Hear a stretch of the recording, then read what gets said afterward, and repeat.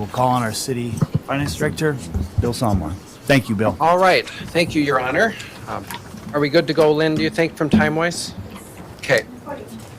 Sounds good. So we're here for the budget meeting. I've been working on this since last June. We last talked to you in September. You'll see on our timeline here, we start in May, June, and roll through. We present a preliminary budget to you in September. And then we certify a proposed levy to Otter Tail County in September. We cannot go up from that levy to tonight, but we could always go down. That was always the only way you could change that. We are not changing that levy. It's still the same as what was presented in September and what went out on the tax statement. So that's what we have in the budget here tonight. We'll go through this presentation and then we'll allow the public an opportunity to speak if they have comments for you. So budget assumptions in here. You can see wages. We have those 3 years in there that you just approved that Mike went through with you. We have health insurance in there as well at 3.25. If you'll recall, we did switch to Medica for 2022 and had some significant savings through our Lakes Country Service Co-op. They went out for proposals on that, which you need to do that periodically by law. Came up with some great rates for the cities.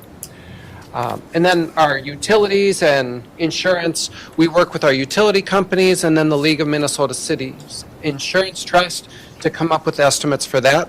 We're just in the process of renewing our insurance coverages right now. So we don't have the actuals yet, but we're in the process of working with the league on that. So total budget here, the 2022 proposed revenues of $45,036,456. Proposed expenditures of $43,480,407. Those numbers are higher now than what we talked about in September. Keep in mind, this is the budget portion of it. So a couple of the changes that we put in there was the NP Park estimates came in higher than we thought. We were originally thinking 500,000. It's at 675. So we increased in the capital improvement plan and in the budget to 675. And then on the revenue side, increase the donations revenue because then they'll need to raise more funds of that extra 175. So you can see we bumped up the revenues with those donations, bumped up the expenses on that. We did add in a street project. We'll see that later in here as well for check my notes so I don't Summit, Linden, and Oak Street reconstruction of $250,000. It's an estimated project in there. Put it in on the expense side, and then in a bond issue on the revenue side. Again, that project would come back before you as the City Council for you to review that. We also went through and reallocated equipment rent between funds. So it was a net savings of about $5,000 when we looked at that, and we tweaked health insurance too. So actually health insurance went down a little bit. With those two things, we saved about $5,000, put that back into tree trimming. If you remember, we had decreased tree trimming, and so we dropped at $15,000. We just brought that back up $5,000. So we're still at a net decrease of $5,000 on that. So a little detailed there at the beginning, but I wanted to explain why some of those budget numbers had changed from September. Now the next block there, the tax levy at $7,058,500, that is the amount that we proposed in September. That is a 6.87% increase from 2021. And a couple things I want to point out is, remember, you as a city council did no change to the property taxes from 2020 to 2021, so you held that stable. And of course, costs continue to rise throughout the city as well. And also, when we look at cities across the state, the League of Cities looks at reporting of what was submitted to the state of Minnesota from those September presentations that all the cities made.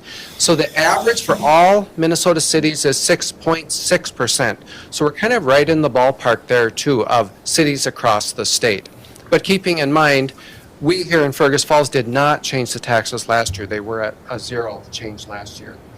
Tax capacity rate then goes from 55.998 to 58.945, or about a 5.26%. That percentage is a little bit less of a change because of increased values in the city, new construction in the city that goes in. It's more of the pie to divide this levy over. So this just breaks down that total proposed budget into the various fund types. You have your general fund. That's our main operating fund of the city. So street department, public works, park and rec, police department, fire department, community development, engineering, all our administration. So the main operations of the city fall under that million of 13.3 million. Special revenue funds are major ones in there, the Port Authority and the public library, all our tax increment districts, tax abatements, they fall under there. That's where those funds that have a dedicated revenue source that's going to continue on for future years gets labeled as special revenue. Debt service, that's where we pay our bonds. So the city issues debt, we make those debt payments. Those are the principal and interest payments on those fixed bonds that we have. Capital projects funds, that's where you build projects. So you build a library, a police station, a downtown riverfront. That's where those projects all flow through. All our street projects that we do flow through there as well. We collect special assessments and tax levies within those funds to help make those debt service payments as well. Enterprise funds. So those funds are run like a private business. That's our sewer, water, stormwater, refuse, and then the liquor stores all fall under those areas. Internal service is our fleet of vehicles. The customers are the departments of the city, so they're rented between city departments. So this just shows a pie chart of our revenue. You can see the biggest part of the city revenue comes from charges and sales. So that's your liquor store sales as well as those enterprise fund sales we just talked about, and various charges within the governmental funds. Intergovernmental, that's where local government aid. The city of Fergus Falls is dependent on local government aid. It makes up a big part of our budget. That falls in that intergovernmental, as well as funding for some very street projects. We get state aids for things like that. Property taxes then make up 16% of the overall budget for the city as a whole. So you can see it's one piece of the pie, but all these different areas come together to fund the city as a whole. Expenditures then, you can see wages, benefits, and health insurance make up about 30% of the city budget. So we're a people-based organization that serves the public. So that's where employees fall in. You can see the liquor store operations there, and capital outlay is another big one too, is where we do our capital projects. Here's the proposed levy, just a recap of what we saw on that first page block. Going up to $453,716 or 6.87%. And again, we already pointed out that that was a zero change in the prior year. So how does the tax system work just on a very high level? Otter Tail County, they have the assessing process where they go out and assess the values of the properties. And then in the state of Minnesota, you have class rates that get applied to those market values that are determined by the county. Then you take those two, and that becomes your tax capacity number. And then the city, you here tonight, you establish the tax levy as a flat dollar amount. And then you ask Otter Tail County, go spread that over all properties in the city of Fergus Falls and send those funds here. So you take that tax levy, and then you divide that by the tax capacity to come up with that rate, and that's that tax rate we talked about back on that first slide. And you takes that rate times that individual tax capacity on that home, and that's how you calculate an individual tax bill. Now, when we talk about, we aren't going to talk about individual properties here tonight. The purpose of this meeting is on the whole, like this is where we look at it. So here's just a chart showing the tax levies and rates. You can see the levy being held flat there from 20 to 21, and then our increase here to 2022. And then, of course, the one that makes the big dip in 2021, when you hold that levy and doesn't make any changes, but then you have great growth in values, as we all have seen housing values skyrocketing, as well as new construction happening. That drives that rate down, and that's why we saw the big decrease in that rate last year. This just shows a chart of of the various tax rates with the other taxing jurisdictions as well. I'll point out the Woodland Heights annexation. Next year, when we come with the 2023, they'll be completely phased into the city. So then that'll just join back in with the entire chart here. Just shows impacts then of what the taxes would have been under the old and under the new. For a couple examples, there are a $125,000 home and a $500,000 business. So taxes and state aid, again, are a major funding source for cities. That's how we're funded. So last year, again, no levy increase. And remember last year, we assumed we would lose a lot of local government aid. We were dealing with COVID and we didn't know how that was going to impact cities, so we budgeted for that. Thankfully, that did not materialize. So in the 2022 budget, we've talked about our levy and the state aids. And of course that we experience cost increases just like everyone else in our equipment and machinery, everything we purchase to run the city as well. The property tax levy increase is in there, and then the local government aid, we brought that back up to the certified levels, which then is an increase of $8,400 from certified level to certified level on that. This is just a chart showing local government aid dating back to 2002. Showing how it moved around a bit, but it's been pretty stable now for a number of years.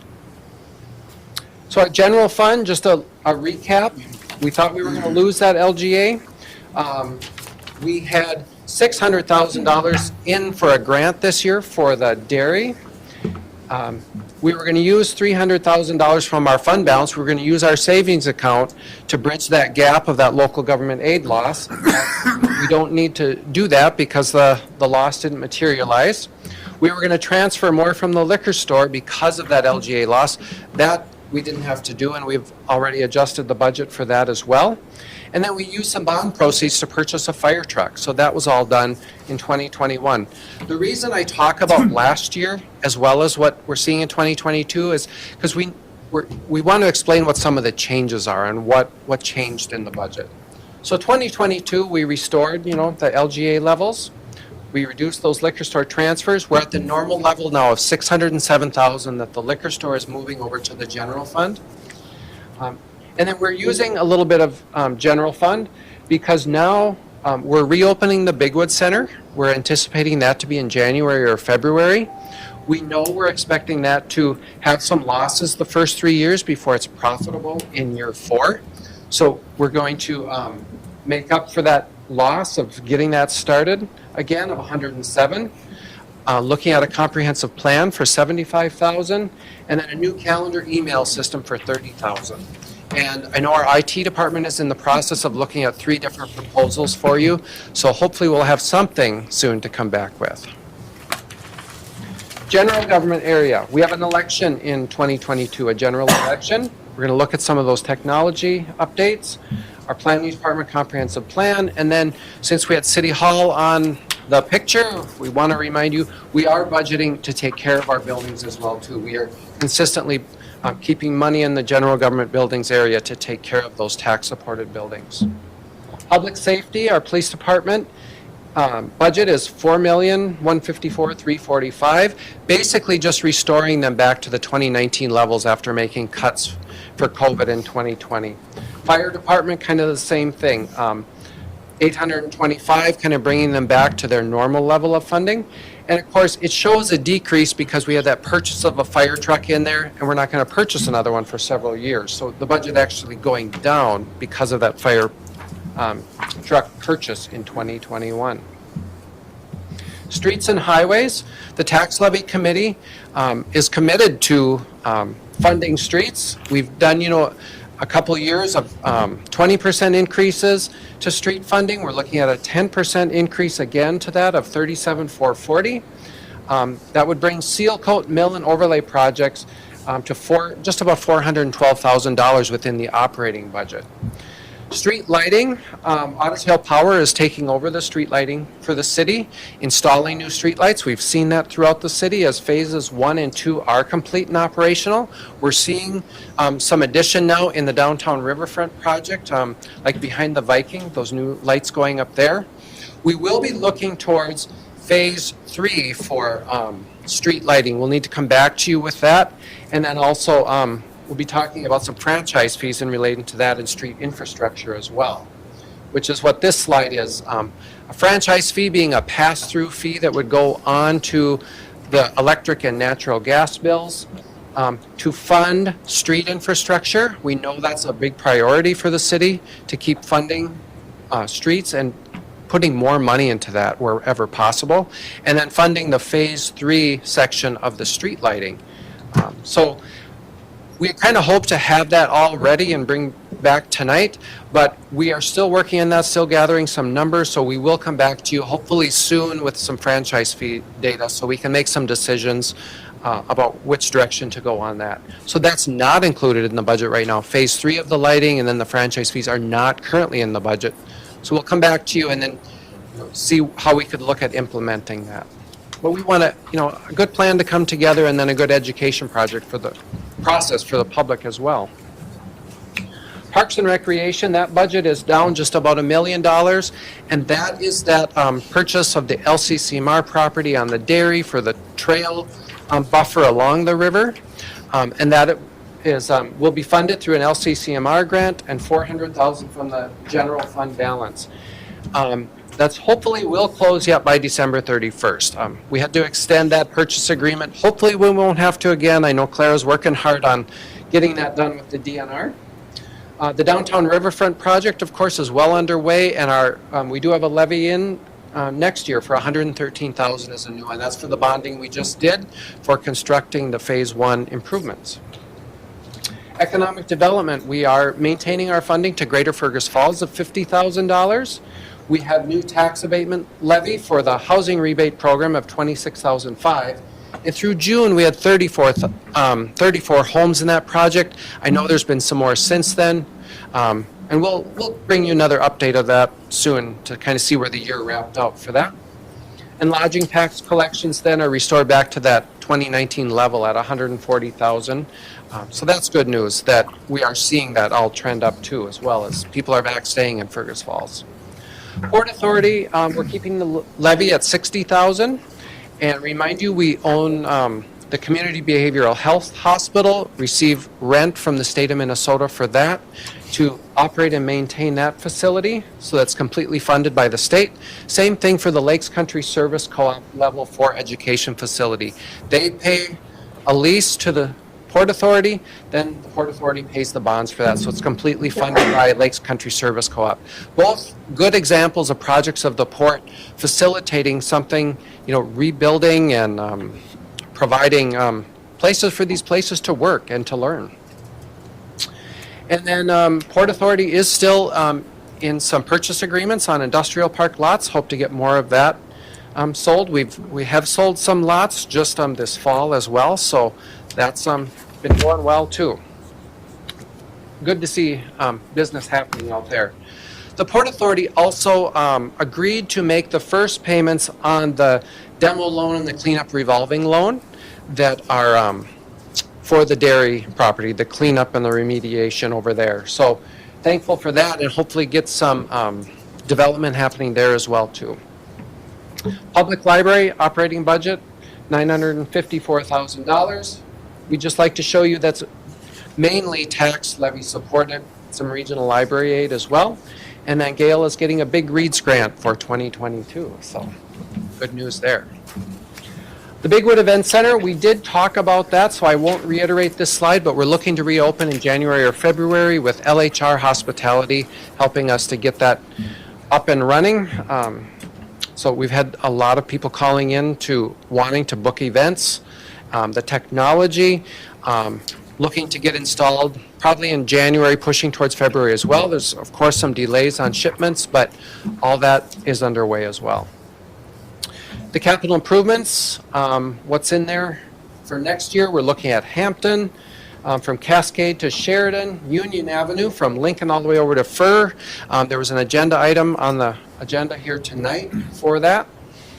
Stanton Avenue, of course, Union to Broadway, and then Summit, Linden, and Oak is what I added then since September that we talked about. Our sidewalk program there, the RTC preservation project, and then the second block of the downtown riverfront project here. And you can see NP Park and then stormwater improvements out at the golf course possibly. Again, all of those projects will come back before the council in the normal process.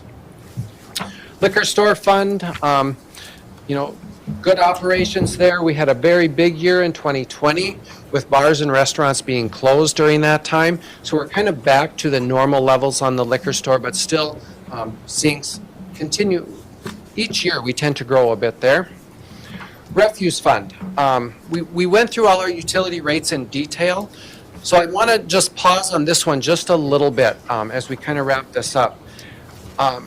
So we're looking at increases in refuse. Garbage is expensive and recycling is expensive. That's the one thing we definitely know. Handling waste is very expensive. So our budget includes a 3% increase for the collection service, 2.5% increase for the disposal of the garbage, and we dispose that of Otter Tail County, so our costs are going up 2.5%, so we need to put that on the revenue side to just compensate for that. Recycling going up 8.3. We're going from $6 to $6.50 is what we're proposing. And then changes out at the landfill. The demo rate is what we're going to come back to after I finish summarizing this slide. I want to talk about that a bit. We were proposing going to $31 on that.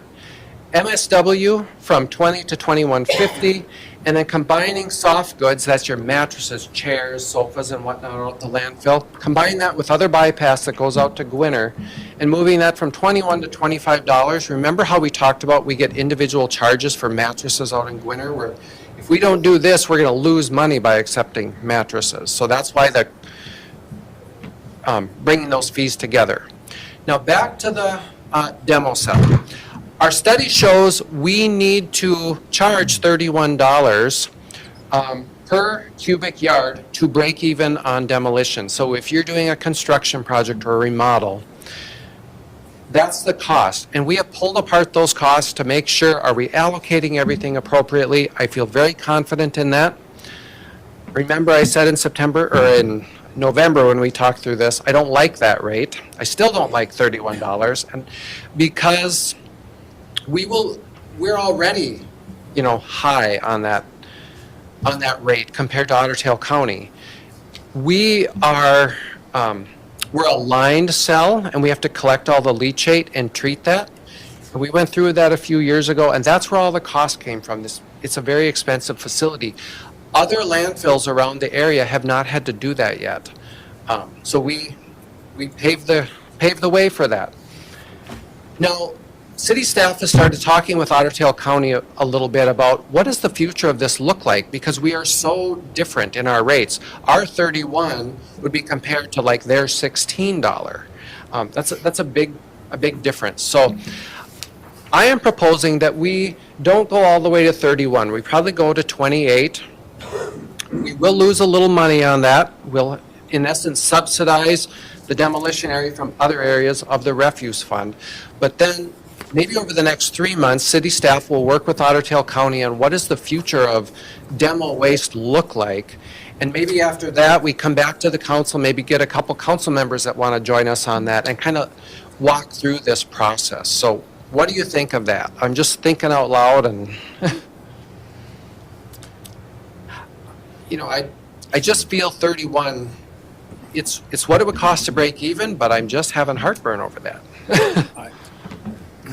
You know, I mean, it costs what it costs, you know, and Right. eventually the other facilities are going to need to build new cells and Correct. be held to the higher standards. So, you know, not all of our citizens use our demo facility necessarily. I would echo this. I'm comfortable with 31. I'm not hauling my garbage to Otter Tail County to get it at 16. If that's the cost, that's the cost. I mean, I know they're going through a process or will be having to upgrade their system in the near future. So, I mean, we have justification by what you're saying, and I think it merits to leave it at what it is. And if somebody wants to haul their garbage to Otter Tail County, then we have more life on our system. That'd be my thought. Yeah. They also have the expense of hauling it there too, so you got to build that into what the costs actually are. Right, but I mean, If I want to go bring it there for 16 and not do it for 31, then that's my choice, but I'm comfortable leaving it at 31. Brett? The question I have is, since we've increased our rates, have we seen a reduction in the amount of people coming in and dropping it off? So 2020 being an anomaly, we actually saw a large increase because people were home. This is what we're thinking and crediting into it. People are home cleaning out, getting rid of stuff. So we saw almost $100,000 increase in revenue. Now for 2021, we're back to the 2020 or 2019 level, very close. Just a couple thousand, right? So, and we're at the same rate. So, you know, the rate we are charging now in 21 was the same as in 2019, and we're coming in within a couple $1,000s. So we had that anomaly, and Yeah. so we're not seeing a big decrease. And Yeah, I mean, if we're not seeing a decrease, I mean, people are thinking of it more of a convenience. I mean, they may have to pay more, but if they're going to end up paying less, you know, the time, the gas, and everything else to go off, it might not be worth it for them. So, I mean, I would say, let's keep it at the 31 and at least cover our costs. Yeah, if I could just add too, that I wouldn't have heartburn. I have not received one call okay, from a constituent regarding our landfill rates. I don't know if anybody else can speak Yeah. to that, but nobody's called me complaining of our landfill rates. I think have confidence that you're fine. Yeah, go ahead, Scott. Very often when we're talking about the refuse department, you'll describe it as running it like a business, an enterprise fund. And I think if we're going to run it as a business, we can't do less than break even. And we don't do less than break even elsewhere. So Right. I would support sticking with 31. I think that those who would be most affected by it would be the big haulers that are doing major demolition projects. And the run-of-the-mill person that's just hauling stuff from their garage, this is a minor cost. right. You all are saying exactly what we have wrestled with. So, I mean, we're all on the same page and speaking the same language. So you've given me renewed confidence in, yes, the numbers speak for themselves, so they do. All right. All right, that's refuse fund. Sewer fund, we're not making any changes there, so leaving those rates the same. Water, 3%, just to kind of keep up with inflation. Stormwater, no changes there. Equipment fund, we did about a 3%, and then I reallocated everything within because we were so close with, if we marked them all to what it actually should be, where all the equipment is being used, it was a good year to just get everyone back on track. We do that maybe every 4 to 5 years, and then we'll just do inflationary adjustments in the departments after that, and then kind of do these studies and resets. All right, so that's the last slide. Next steps. We are here tonight looking for, your action on the budget if you choose. We need to have this certified to Otter Tail County by December 28th, and we will come back to you with the franchise fees then as well. We'll be talking even tomorrow about that a little bit more in-house. So that's all I'll say now. Then we open it to the public. Thank you, Bill, and thank you, Sandy, as well, for all your work on the budget. Thanks to the Tax Levy Committee, Andrew and Caroline as well. So with that, the public now we're going to give the public an opportunity to Yep. comment. It's not a public hearing, but we will allow anyone who wants to speak to the 2022 budget and levy the opportunity to do that at this time. Sounds good, and I will kick that off. We had one call today from one resident on Stanton Avenue. Ms. Phillips just called to express her objection towards the budget and what we presented, so she was not supportive of it. Just wanted you to pass on those comments that she had left us a message, so. Okay. Thanks.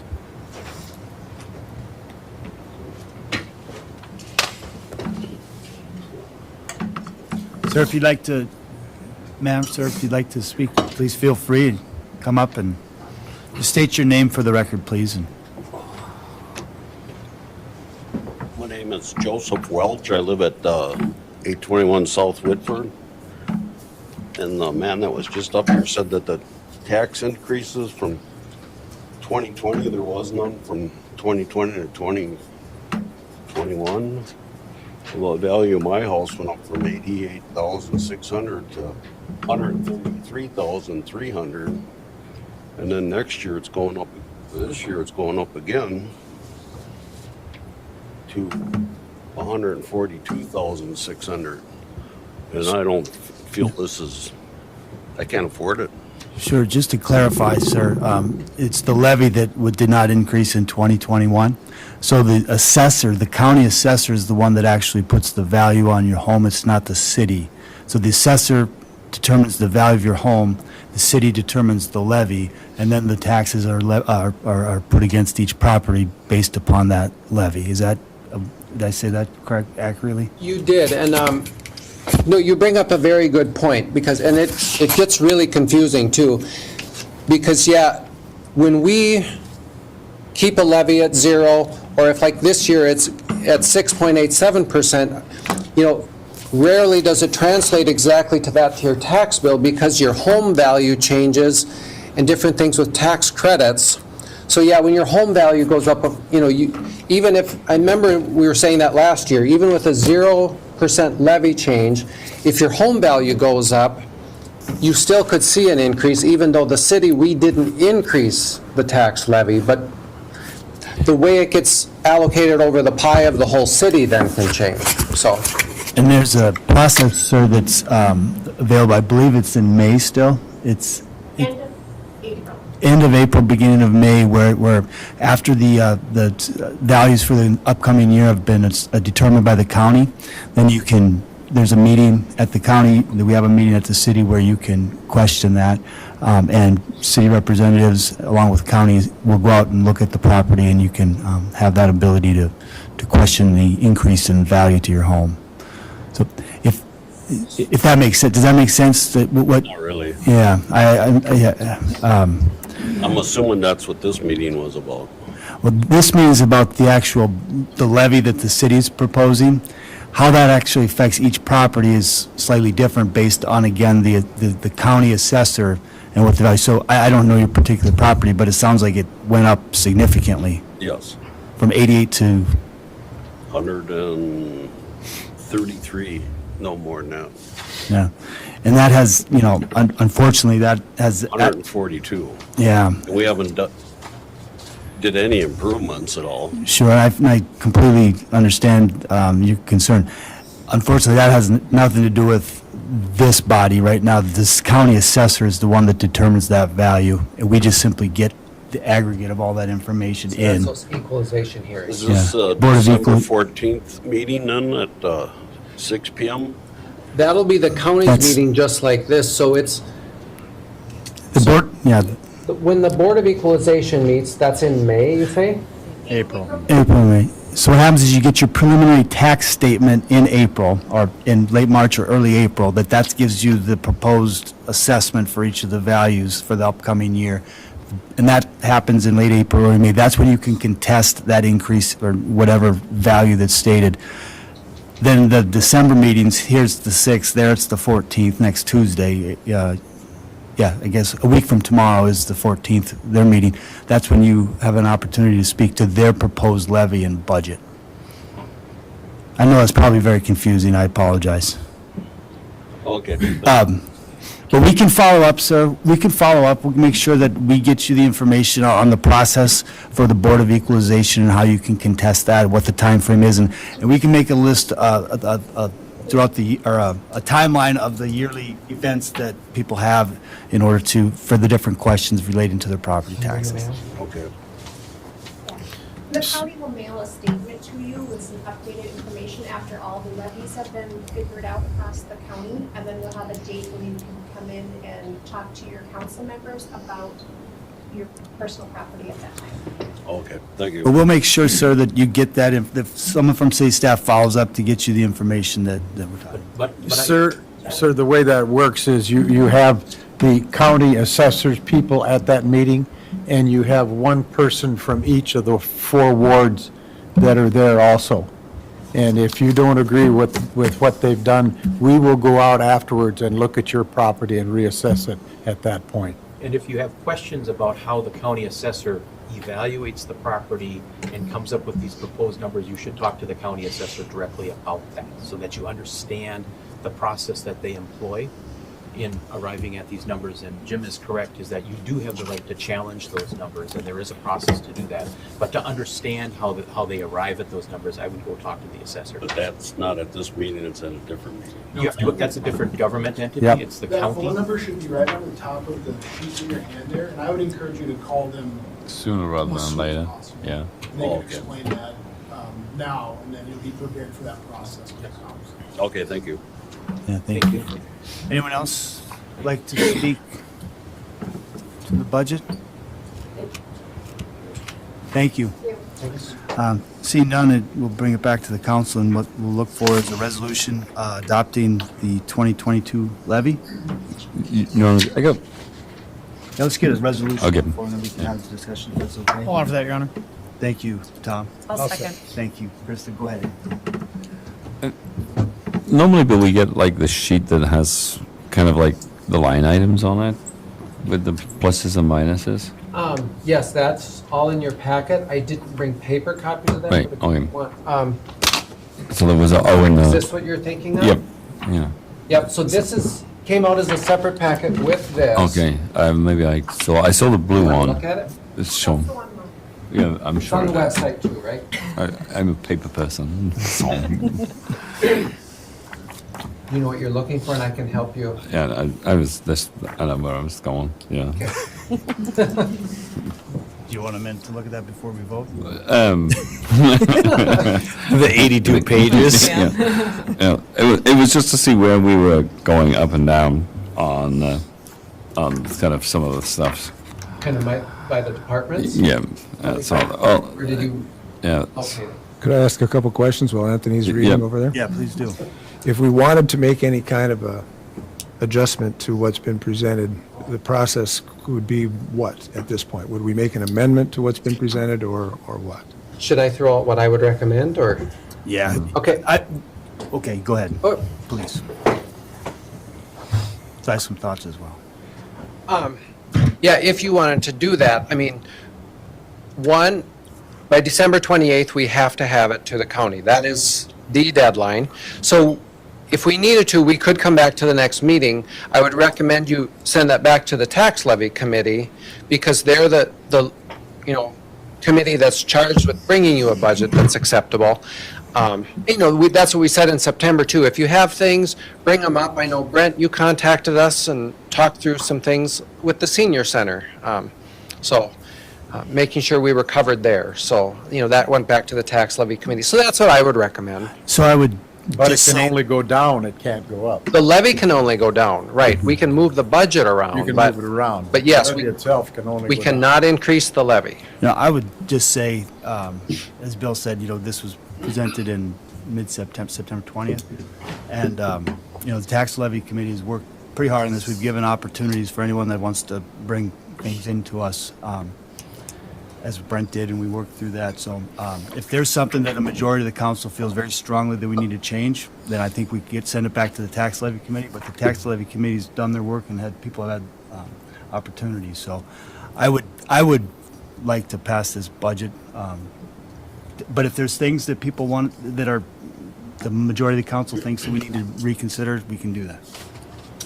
The specific area that I guess I wanted to point out was, last year we did not do an increase in the street budget, and we made a lot of statements about how we were trying to be sensitive to the COVID stuff. But the years before that, we've been going 20% up at a time, and I guess my expectation was that this time we would be going up 20%. So when it came in at 10%, that's the sticking point for me.